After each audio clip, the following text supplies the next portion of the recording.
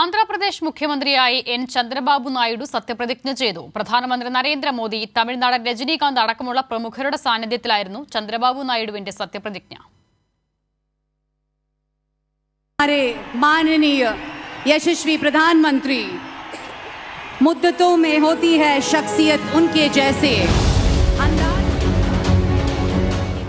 നാലാം തവണയാണ് ചന്ദ്രബാബു നായിഡു ആന്ധ്രാപ്രദേശിന്റെ മുഖ്യമന്ത്രിയാകുന്നത്.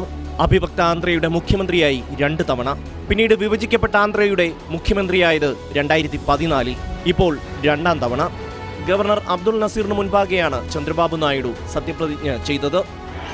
നാരാ ചന്ദ്രബാബു നായിഡു അനെ നേനു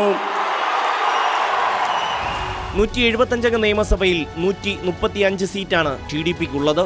ജനസേന പാർട്ടി നേതാവ് പവൻ കല്യാൺ ഉപമുഖ്യമന്ത്രിയായി സത്യപ്രതിജ്ഞ ചെയ്തു. ചന്ദ്രബാബു നായിഡുവിന്റെ മകൻ നാരാ ലോകേഷും മന്ത്രിയായി സത്യപ്രതിജ്ഞ ചെയ്തു. പ്രധാനമന്ത്രി നരേന്ദ്രമോദിയും അമിത്ഷായും JP നദ്ദയും അടക്കമുള്ള BJP നേതാക്കളും ചിരഞ്ജീവി, രജനീകാന്ത് അടക്കമുള്ള സിനിമാ താരങ്ങളും പരിപാടിയിൽ പങ്കെടുത്തു. News desk, Kairali news.